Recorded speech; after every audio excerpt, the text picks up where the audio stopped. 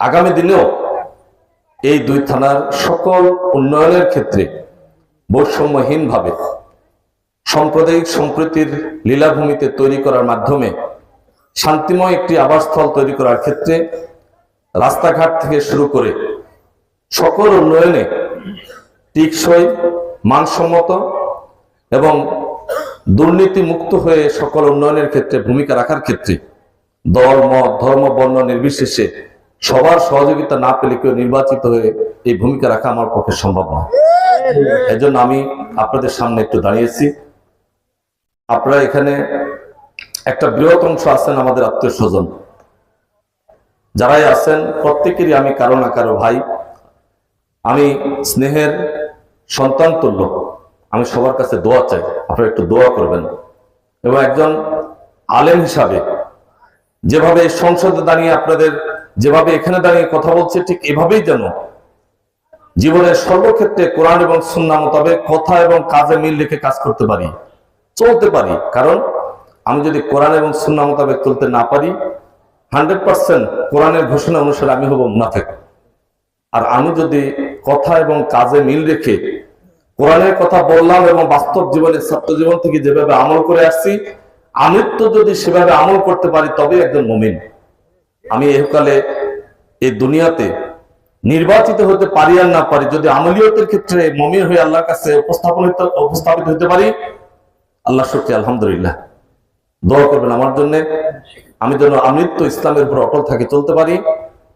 এবং আপনাদের সামনে যেভাবে ইসলামের কথাগুলো বলছি, আল্লাহর মনোনীত জীবন ব্যবস্থা ইসলাম পালন করার মাধ্যমে নিজের মুক্তি এবং মানুষকে মুক্তির দিকে যেভাবে আহ্বান করছি, যেভাবে ইসলামের কথাগুলো সাহসিকতার সাথে, বলিষ্ঠতার সাথে 17 বছরের নির্যাতন, নিপীড়ন, অত্যাচারকে উপেক্ষা করে মাঠে ময়দানে প্রত্যন্ত অঞ্চল পর্যন্ত দিনের দাওয়াতি কাজ করে সংগঠনকে শক্তিশালী করার চেষ্টা করেছি, ঠিক একই ধারাবাহিকতায় আল্লাহ যদি নির্বাচিত করেন তাহলে সংসদে গিয়ে একইভাবে কোরআনের কথাগুলো বলবো ইনশাআল্লাহ।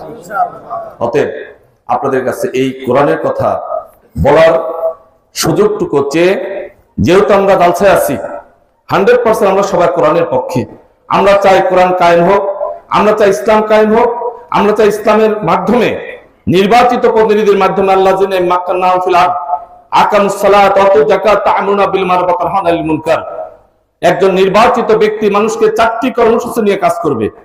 নামাজের দিকে ডাকবে, যাকাতের কথা বলবে, সৎ কাজের কথা বলবে, অসৎ কাজে নিষেধ করবে। আমরা নির্বাচিত হয়ে কিন্তু এখানে জালসায় যেমন এই কথাগুলো বলি, আবার নির্বাচিত প্রতিনিধি গানের আসরে গিয়ে কিন্তু প্রধান অতিথি হয়ে সেখানে উদ্বোধন করি।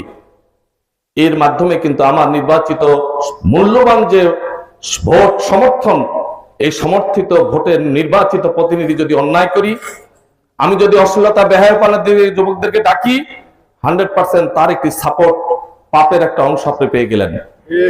আর আমার মাধ্যমে যদি আমি নেক ভালো কাজগুলো করি, নির্বাচিত হয়ে যদি যত ভালো কাজ করবে, সমস্ত ভালো কাজের একটা অংশ কিন্তু অদৃশ্যভাবে আপনার আমলনামায় যোগ হবে। আসুন আমরা প্রত্যেকে নির্বাচিত নেতার ক্ষেত্রে আমার মূল্যবান সমর্থনটি যেন এই আয়াতের দিকে লক্ষ্য করে সেদিকে হয়। আমাকেই দিতে হবে এর মানে এই নয়, কিন্তু যে নেতা নির্বাচন করবেন সেই নেতার ভিতরে এই 4টি গুণাবলীর ক্ষেত্রে যথেষ্ট যদি থাকে, তাকে নির্বাচিত করার ক্ষেত্রে ভূমিকা রাখার তৌফিক আল্লাহ আপনাকে আমাকে সবাইকে দান করুক। সকলে আমিন। এই আশাবাদ ব্যক্ত করে